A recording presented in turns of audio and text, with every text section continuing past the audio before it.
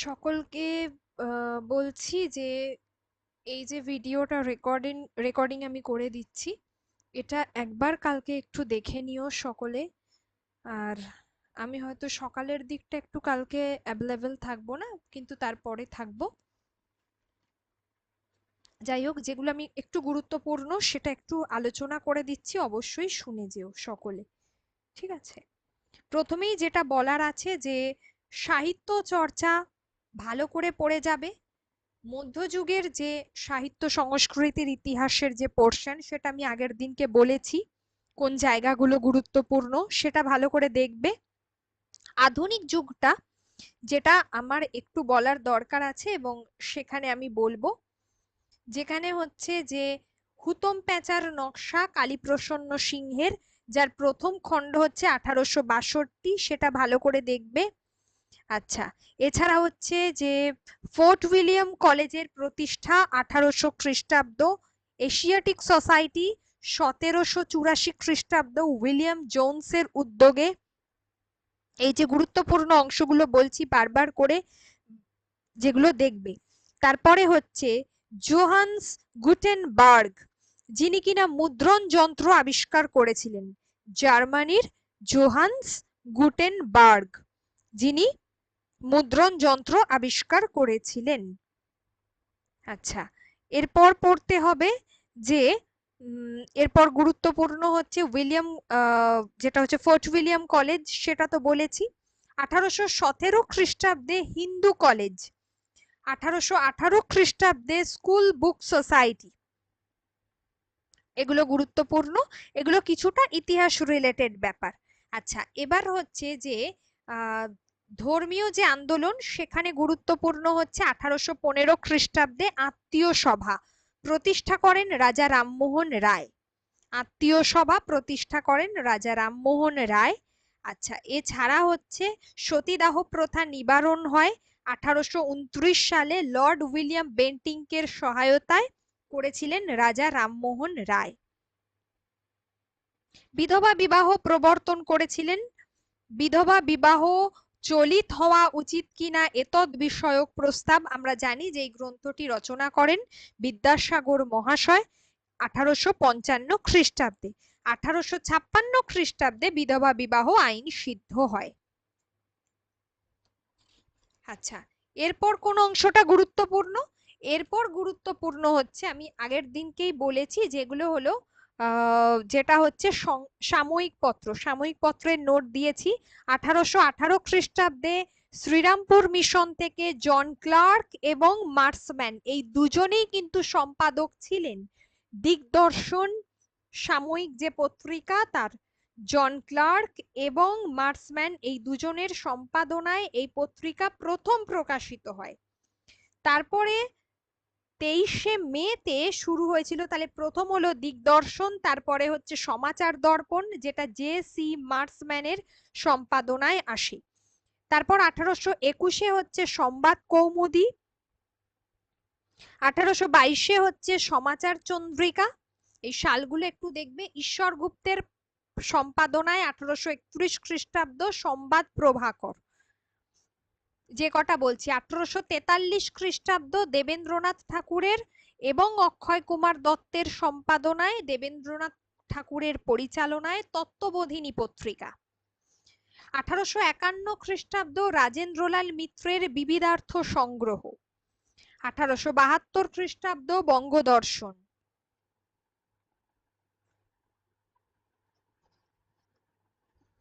প্রত্যেকটার সাল এগুলোর আমার দেওয়া আছে, একটু প্রত্যেকে ভালো করে দেখবে। ফোর্ট উইলিয়াম কলেজের যে সমস্ত লেখক গোষ্ঠী আছেন, উইলিয়াম কেরি, রামরাম বসু, মৃত্যুঞ্জয় বিদ্যালঙ্কার, এদের উল্লেখযোগ্য গ্রন্থের মধ্যে উইলিয়াম কেরির হচ্ছে কথোপকথন ইতিহাসমালা, কথোপকথন 1801, ইতিহাসমালা 1812। রামরাম বসুর রাজা প্রতাপাদিত্য চরিত্র 1801, লিপিমালা 1802। মৃত্যুঞ্জয় বিদ্যালঙ্কারের 32 সিংহাসন 1802, হিতোপদেশ 1808।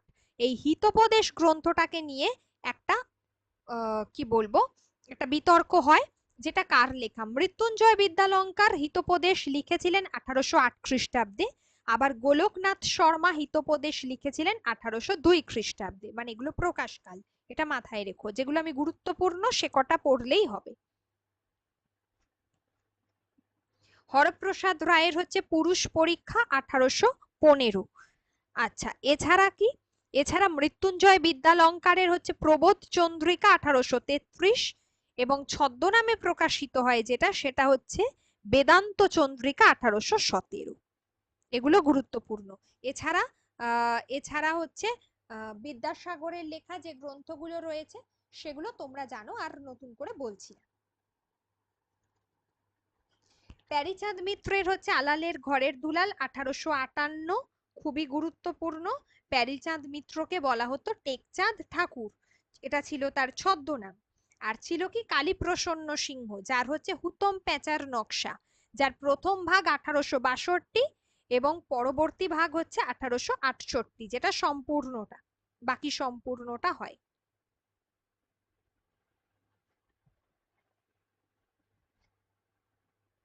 হুতম প্যাঁচার নকশা। এছাড়া হলো বিবেকানন্দের গুরুত্বপূর্ণ গ্রন্থ, যেটা পরিব্রাজক 1905, প্রাচ্য ও পাশ্চাত্য 1902, আর বর্তমান ভারত 1905। ব্যাস, এই তিনটে মনে রাখলেই হবে। রবীন্দ্রনাথ জানো, প্রমথ চৌধুরী জানো, এগুলো আর আলাদা করে বলছি না।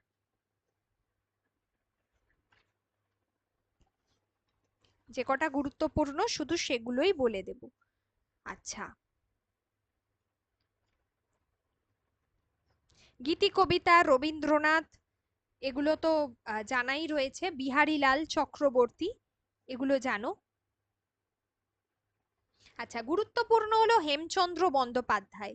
এই হেমচন্দ্র বন্দ্যোপাধ্যায় মাইকেল মধুসূদনের প্রায় সমসাময়িক। তারপরে তার লেখা যেটা গুরুত্বপূর্ণ সেটা হলো বৃত্র সংহার, যার প্রথম খণ্ড 1875, দ্বিতীয় খণ্ড 1877। শুধু গুরুত্বপূর্ণটা বলছি। আচ্ছা, এছাড়া আর কি আছে? আর হচ্ছে নবীন চন্দ্র সেন, যার ত্রয়ী কাব্য সব থেকে গুরুত্বপূর্ণ। প্রথমটা হলো রৈবতক, তারপরে কুরুক্ষেত্র, তারপরে হচ্ছে প্রভাস। রৈবতক, কুরুক্ষেত্র এবং হলো প্রভাস, যেটাকে বলা হয় ত্রয়ী কাব্য, এইটার জন্য তিনি বিখ্যাত। আচ্ছা, এছাড়া হচ্ছে পলাশীর যুদ্ধ, যেটা 1875 খ্রিস্টাব্দ। পলাশীর যুদ্ধ 1875 খ্রিস্টাব্দ।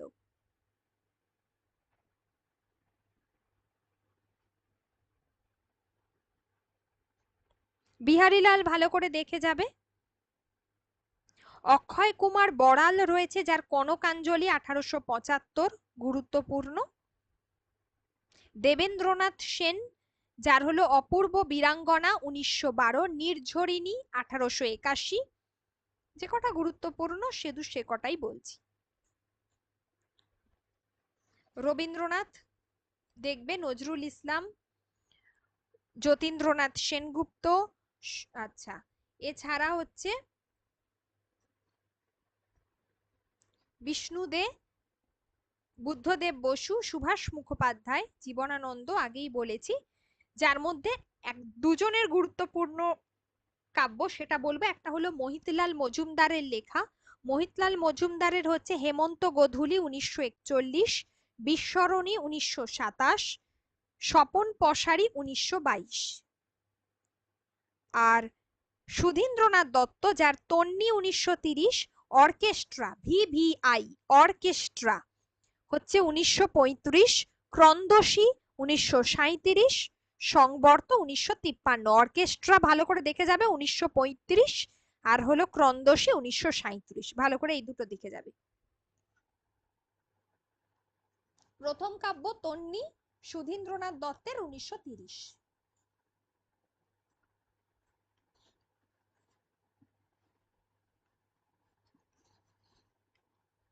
নাটক দ্বিজেন্দ্রলাল, তারপরে মাইকেল মধুসূদন দত্ত, দীনবন্ধু মিত্র, গিরিশচন্দ্র ঘোষ, এগুলো আছে। এগুলো তোমরা জানো, আর নতুন করে বলছি না। রবীন্দ্রনাথ ঠাকুর। আচ্ছা, এখানে আরেকটা জিনিস বলবো, বা নাটকের ক্ষেত্রে তুলসী লাহিড়ী। তুলসী লাহিড়ীর সব থেকে গুরুত্বপূর্ণ নাটকের মধ্যে দুটো নাটক আগে আসবে, একটা হলো দুঃখীর ইমান 1947 আর ছেঁড়া তার যেটা 1953।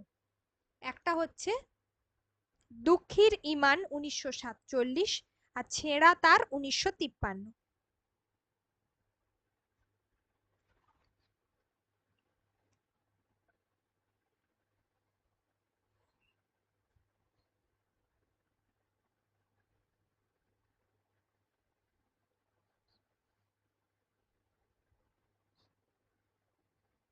আচ্ছা, এই দুটো ভালো করে দেখবে। আচ্ছা, মনমথ রায়ের হচ্ছে মীর কাসিম 1938। মনমথ রায়ের মীর কাসিম 1938 একাঙ্ক নাটকের জনক বলা হয় তাকে। কারাগার 1930, চাঁদ সদাগর 1927। এগুলো হলো মনমথ রায়। তুলসী লাহিড়ীর দুটো বলেছি, একটা দুঃখীর ইমান, একটা ছেঁড়া তার। বিজন ভট্টাচার্য, তোমাদের নোট দেওয়া আছে, নবান্ন ভিবিআই 1944 সাল। মরা চাঁদ 1946 সাল। এগুলো গুরুত্বপূর্ণ। আচ্ছা, উৎপল দত্ত।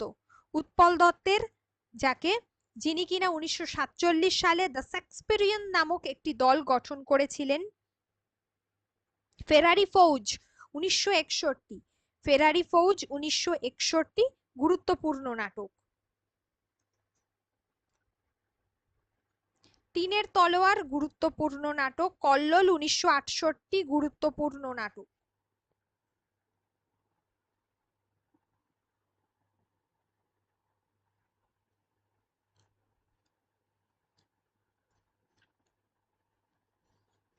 উপন্যাসে বঙ্কিমচন্দ্র, রবীন্দ্রনাথ, শরৎচন্দ্র, এগুলো আলাদা করে কিছু বলার নেই। মানিক বন্দ্যোপাধ্যায়, ত্রয়ী বন্দ্যোপাধ্যায়, মানিক বিভূতি, তারাশঙ্কর, পরশুরাম, এগুলো আলাদা করে আর কিছু বলছি না। আচ্ছা, লৌকিক সাহিত্যের যে সমস্ত নোটগুলো দেওয়া আছে ওগুলো নোটগুলো দেখে যেও। ভাষা পরিবার, ভাষাতে আসি, ভাষার কথা অনেকে বলছিলে, ভাষাতে আসি। ছড়া প্রবাদ ওইগুলো তো দেখবে, ওগুলো তো নোট দেওয়া আছে, অসুবিধা নেই কিছু। ভাষা থেকে যে যে মক টেস্ট গুলো নিয়েছি সেগুলো ভালো করে দেখো। আর আমার মনে হয় সেগুলো থেকে, আর আমার যে রেকর্ডেড ক্লাসগুলো করানো আছে অত্যন্ত ধরে ধরে, সেগুলো ভালো করে দেখবে। ভাষা কাকে বলে, সমবায়ী ভাষা কোনগুলো, অসমবায়ী ভাষা কোনগুলো, হ্যাঁ, তারপরে সমন্বয়ী বর্গ, মুক্তান্বয়ী বর্গ, এইগুলো এগুলো একটু ভালো করে দেখে যাবে।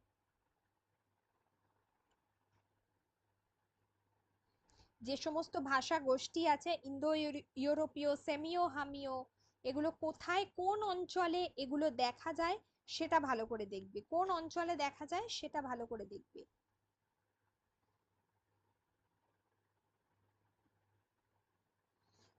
কৃত্রিম আর মিশ্র ভাষা, এটা দেখবে। পিজিন ইংরাজি, ওখানে দেখবে ওয়ান লাইনার করে দেওয়া হয়েছে পিজিন, এটা দেখে যাবে পিজিনটা। এসপেরান্তো, এসপেরান্তো ভালো করে দেখে যাবে।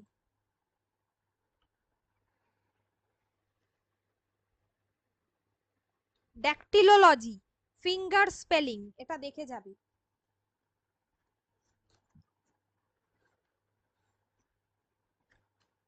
অস্ট্রিক ভাষা বংশ, ইন্দো ইউরোপীয়, দ্রাবিড়, ভোটচীনীয়, এগুলো একটু দেখে যাবে। কোন কোন অঞ্চলে কোন ভাষাটা প্রচলিত সেটা দেখে গেলেই হবে, ঠিক আছে।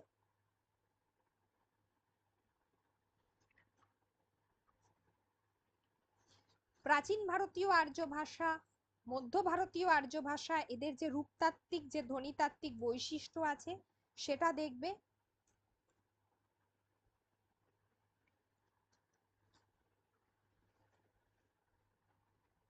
কিপু, ওয়াম্পুম, এগুলো দেখে যাবে যে লিপির ক্ষেত্রে আমি বলছি। তারপর হচ্ছে প্লেনেমিক লিপি, প্লেনেমিক, সেনেমিক, এগুলো কিন্তু আমি করিয়েছি। কিউনিফর্ম বা কিলক, হিয়েরোগ্লিফিক, প্রত্যেকটা রেকর্ডেড ক্লাসে আছে এবং নোটসেও আছে। ডেমোটিক লিপি, আচ্ছা, ইন্টারন্যাশনাল ফোনেটিক অ্যালফাবেট, আইপিএ, এটা গুরুত্বপূর্ণ। আইপিএ এটা গুরুত্বপূর্ণ বাংলা লিপির ক্ষেত্রে। আর রাঢ়ী, যে কামরূপী যে ভাষাগুলো যে রয়েছে সেগুলো উপভাষা, উপভাষা, আঞ্চলিক উপভাষা, সামাজিক উপভাষা, বিভাষা কাকে বলে এটা গুরুত্বপূর্ণ। বিভাষা হচ্ছে যে একটি অঞ্চলের একই শ্রেণীর অন্তর্ভুক্ত একই উপভাষা, এই যে একই উপভাষা যেটা ব্যবহারকারী যেগুলো থাকে তাদেরকে, অর্থাৎ এক ব্যক্তির সঙ্গে অন্য ব্যক্তির ভাষার মধ্যে অনেক তফাৎ দেখা যায়, যেগুলোকে আমরা বলে থাকি বিভাষা। এই বিভাষাটা গুরুত্বপূর্ণ। রাঢ়ী, বঙ্গালী, বরেন্দ্রী, ঝাড়খণ্ডী, কামরূপী, এই ভাষাগুলো কোথায়, কোন ভাষাটা কোন অঞ্চলে দেখা যায় সেটা গুরুত্বপূর্ণ। এদের আহ রূপতাত্ত্বিক আর ধ্বনিতাত্ত্বিক বৈশিষ্ট্য, রূপতাত্ত্বিক বৈশিষ্ট্য আর ধ্বনিতাত্ত্বিক বৈশিষ্ট্য ভিভিআই।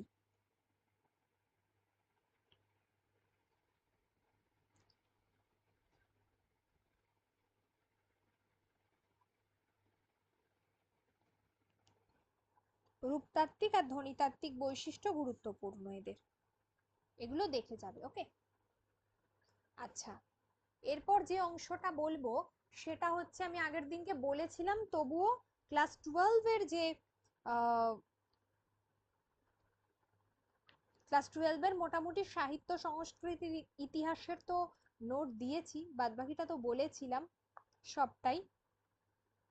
আর বারবার বলছি সাহিত্য চর্চা কিন্তু প্রত্যেকে, সাহিত্য চর্চাটা কিন্তু প্রত্যেকে ঠিকভাবে দেখে যাবে, ঠিক আছে?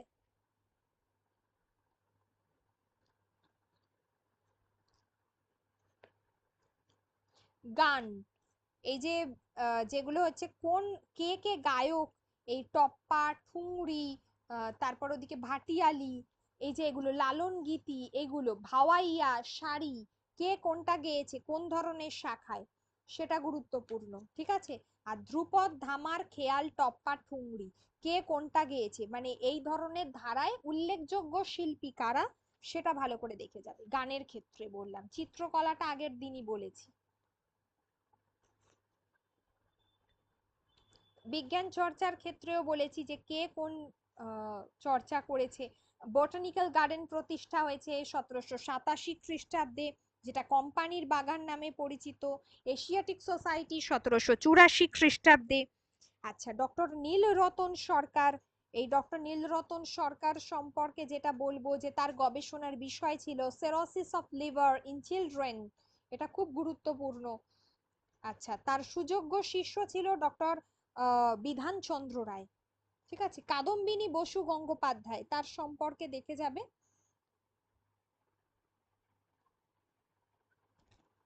কাদম্বিনী বসু গঙ্গোপাধ্যায়, এগুলো।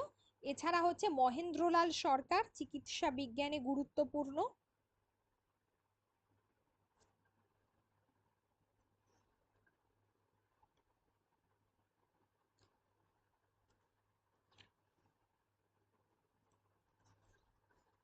আচ্ছা, জগদীশ চন্দ্র বসুর বসু বিজ্ঞান মন্দির 1917 খ্রিস্টাব্দ, সেটা দেখবে। প্রশান্ত চন্দ্র মহলানবিশ, যিনি 12টি প্রদেশে, বাংলা সহ 12টি প্রদেশে 1946-এ স্ট্যাটিস্টিক্যাল ব্যুরো স্থাপন করেন। 1957 খ্রিস্টাব্দে ইন্টারন্যাশনাল স্ট্যাটিস্টিক্যাল ইনস্টিটিউটের সভাপতি নির্বাচিত হয়েছিলেন। রাশি বিজ্ঞানের তাকে জনক বলা হয়, যেটা হচ্ছে নৃবিজ্ঞানে রাশি বিজ্ঞানকে প্রয়োগ করে মহলানবিশ ডিস্টেন্স নামে একটি তত্ত্ব তিনি আবিষ্কার করেছিলেন। তার সবথেকে উল্লেখযোগ্য কীর্তি হচ্ছে, সবথেকে উল্লেখযোগ্য কীর্তি হচ্ছে কোনটা? সবথেকে উল্লেখযোগ্য কীর্তি হচ্ছে Indian statistical institute, Indian statistical institute 1931 খ্রিস্টাব্দে প্রতিষ্ঠা করেন। সুকুমার রায়, যার সবথেকে হচ্ছে হাফটন ফ্যাক্ট সামারাইজড একটি রচনা তিনি লেখেন 1912 খ্রিস্টাব্দে। এই হাফটন মুদ্রণ যন্ত্রর ক্ষেত্রে খুব গুরুত্বপূর্ণ, এই হাফটন তার কিন্তু তিনি প্রতিষ্ঠা করেছিলেন আর কি, ঠিক আছে? মানে সৃষ্টিকর্তা বলা যেতে পারে, ইন্ট্রোডিউস, সূচনা করেছিলেন। গিরীন্দ্র শেখর বসু, এই গিরীন্দ্র শেখর বসু হচ্ছে প্রথম সাইকো অ্যানালিটিক্যাল সোসাইটি তিনি প্রতিষ্ঠা করেন, সাইকো অ্যানালিটিক্যাল সোসাইটি।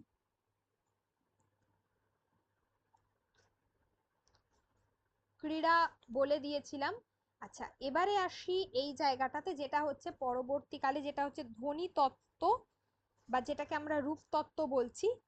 এখান থেকে ভালো করে দেখবে যে স্যার উইলিয়াম জোন্স তুলনামূলক ভাষাবিজ্ঞানের সূত্রপাত করেছিলেন।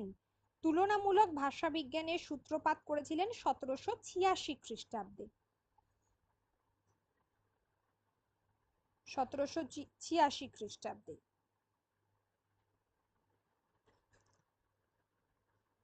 আচ্ছা, ল্যাড, ল্যাড কথাটার অর্থ কি? পুরো আমরা এটা প্রাইমারিতে পড়ি, ডিএলএড এ পড়ি, আমরা বিএডেও হয়তো পড়ি এই জায়গাগুলো।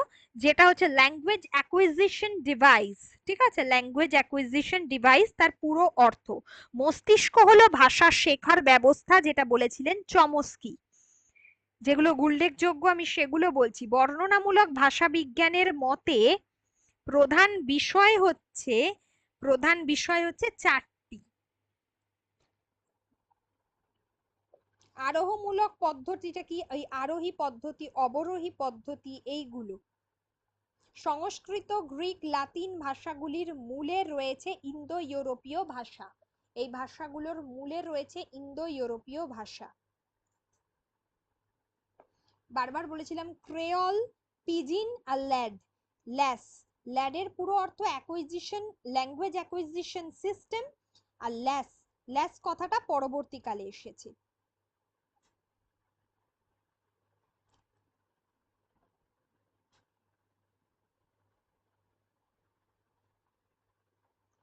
ল্যাড হলো ল্যাঙ্গুয়েজ অ্যাকুইজিশন ডিভাইস, আর ল্যাস হচ্ছে ল্যাঙ্গুয়েজ অ্যাকুইজিশন সিস্টেম। ঠিক আছে, এটা ভালো করে দেখে নেবে একটু। পেট এবং এফএমআরআই, পিইটি, এই যে ল্যাড, ল্যাস, তারপরে হচ্ছে পেট, পিইটি, পেট। পেট কথার অর্থ হচ্ছে পজিট্রন এমিশন টমোগ্রাফি। ঠিক আছে,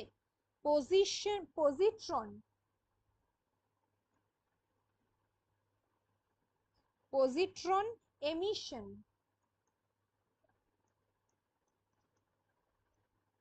টমোগ্রাফি।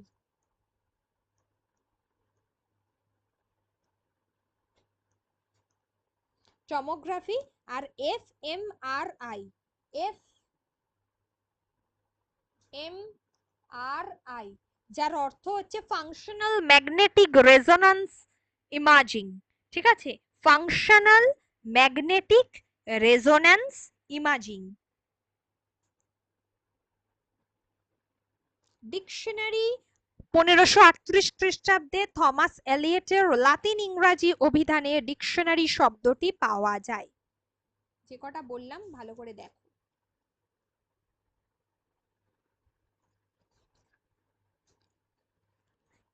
ধ্বনিতত্ত্বের মধ্যে যেটা দরকার, ধ্বনি বিজ্ঞানে বিভাজ্য ধ্বনি কোনগুলো?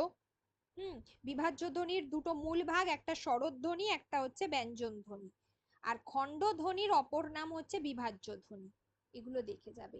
ধ্বনি মূলটা কি? ধ্বনি মূল, ধ্বনি মূল হচ্ছে অর্ধ স্বরধ্বনি, যেমন অর্ধ স্বরধ্বনি হচ্ছে হর্ষই এ, ও আর হর্ষ, এইগুলো ধ্বনি মূল আছে।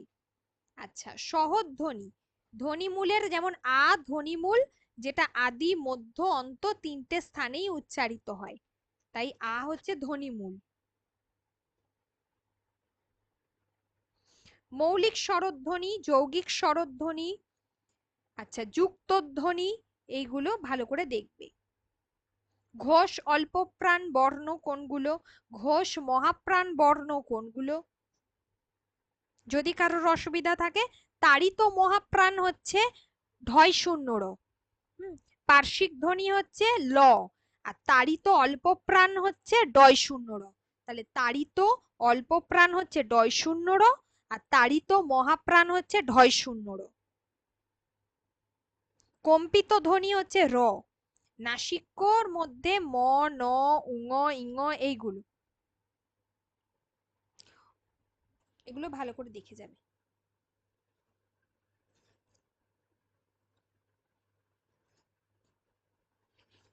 রূপতত্ত্বের মধ্যে যেগুলো রূপ বা দল কাকে বলে, যেগুলো আমরা বলি, আচ্ছা পরাধীন, স্বাধীন, রূপমূল।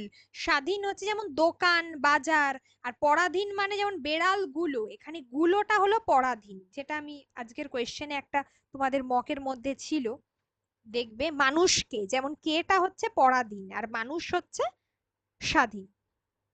রূপমূল এটা ভালো করে দেখে যাবে, রূপমূল যেটা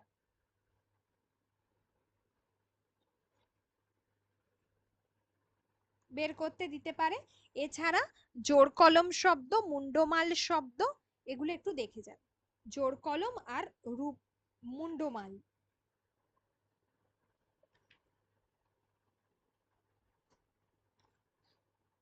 উদ্দেশ্য, বিদেহ, বাক্যের কটা অংশ, ঠিক আছে। লাংটা কি? লাং হলো একজন মানুষকে যে সাধারণ ভাষা জ্ঞান, ভাষার যে ধ্বনি, এই যে সঙ্গতি সাধন করতে, মানে ভাষা শিখতে গেলে এই যে দুটোর মধ্যে যে সঙ্গতি সাধন করে, এটাকে আমরা লাং বলে থাকি, ঠিক আছে। অতটা গুরুত্বপূর্ণ নয়, বলে দিলাম। উদ্দেশ্য, বিদেহ, এগুলো বলেছি, দেখবে।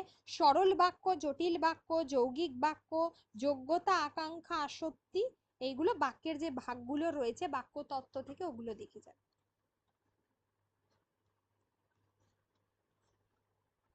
শব্দার্থ পরিবর্তনের কারণগুলো, শব্দার্থ পরিবর্তনের যে সমস্ত কারণগুলো হয়, ভৌগোলিক, ঐতিহাসিক কারণ, উপকরণগত, সাদৃশ্য, এইগুলো। আচ্ছা, শব্দার্থ পরিবর্তনের ধারাকে তিনটে ভাগে ভাগ করা যায়, একটা প্রসার, একটা হচ্ছে সংকোচ, আর একটা হচ্ছে রূপান্তর। একটা প্রসার, একটা সংকোচ, একটা হচ্ছে রূপান্তর। থিসরাস শব্দটির অর্থ হচ্ছে জ্ঞান ভান্ডার। থিসোরাস যেটাকে বলা হয়, যেটা একটা গ্রিক শব্দ।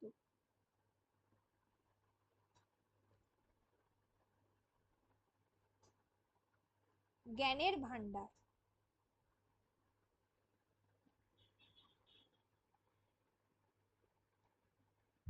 শব্দার্থের বিস্তার যেগুলো আছে, যেমন আমরা বলতে পারি যে যদি কোনো শব্দ প্রথমে একটা বস্তুকে বোঝায়, পরে সেটার ব্যাপক অর্থে বোঝায়, এই ধরনের হলো শব্দের বিস্তার।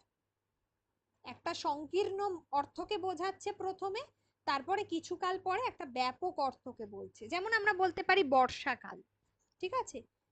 বর্ষাকাল একটা অংশকে বোঝাচ্ছে, একটা আমাদের ঋতুর একটা পার্টিকুলার অংশ, কিন্তু এটাকে ব্যাপক অর্থে ধরলে একটা বর্ষ, সারা বছরকে বোঝাচ্ছে, সেই জায়গা থেকে এসেছে। শব্দার্থের সংকোচ যেটা, এই যে সংকোচ, যেটা হচ্ছে যে অর্থের প্রসার বা বিস্তারের ঠিক বিপরীত বিষয়টা, তাই তো। মানে প্রথমে একাধিক বস্তুকে বোঝালেও এই যে প্রসারের, যেটা আমরা আগে পড়লাম তার অপোজিটটা, প্রথমে আমরা পড়েছিলাম যে প্রথমে সংকীর্ণ অর্থ, তারপর ব্যাপক অর্থ। এক্ষেত্রে প্রথমেই ব্যাপক অর্থ, তারপরে একটি মাত্র অর্থ মানে ছোট অর্থ, মানে মৃগ অর্থটিকে সংস্কৃতে পশুকেই বোঝানো হয়, তারপরে কিন্তু হরিণকে বোঝায়। এইটা বলা হচ্ছে, এটা হলো শব্দার্থের সংকোচ। আর একটা হলো শব্দার্থের যেটা হচ্ছে পরিবর্তন।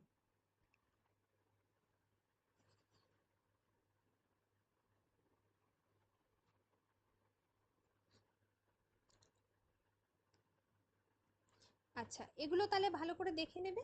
আর হলো যেটা বলবো যে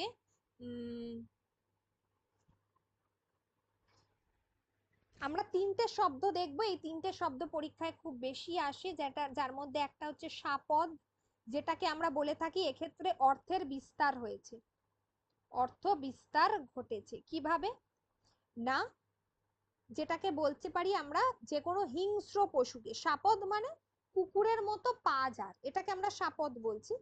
এটা হলো অর্থের বিস্তার ঘটেছে কিভাবে না, পরবর্তীকালে সমস্ত হিংস্র পশুকে বোঝাচ্ছে। অর্ধচন্দ্র, অর্ধচন্দ্র মানে একটা আমরা কি জানি, অর্ধচন্দ্র মানে আমরা একটা জানি প্রবাদ প্রবচন, যেটাকে আমরা বলতে থাকি গলা ধাক্কা দেওয়া, তাই তো। একটা হচ্ছে যে গলা ধাক্কা দেওয়া, যেটাকে আমরা বলে থাকি রূপান্তর বা সংশ্লেষ।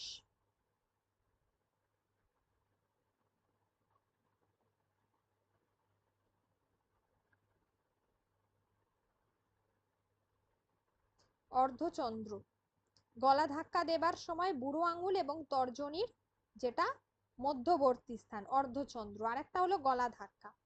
আরেকটা হচ্ছে লেডি কেনি। তোমাদের সিলেবাসে আছে, এটা দেখে যাবে। লেডি কেনি, যেটা মনে করা হয় যে লর্ড ক্যানিং, বিখ্যাত ভাইসরয় লর্ড ক্যানিং, যার স্ত্রীর নাম অনুসারে এক রকমের মিষ্টি। ঠিক আছে, এটা হচ্ছে যেটাকে আমরা বলে থাকি অর্থের প্রসার।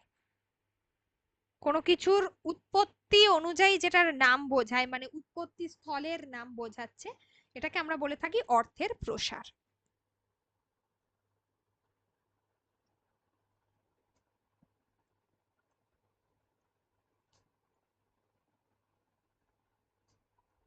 এটা বললাম, যদি কারোর কোনো এই বিষয় সংক্রান্ত কোনো কিছু জানার থাকে বা কিছু মনে হয় যে অসুবিধা আছে, একবার আমাকে কালকে জানিয়ে দিও, আমি ফিরে অবশ্যই বলে দেবো। ঠিক আছে, প্রত্যেকে মন দিয়ে পড়ো, আর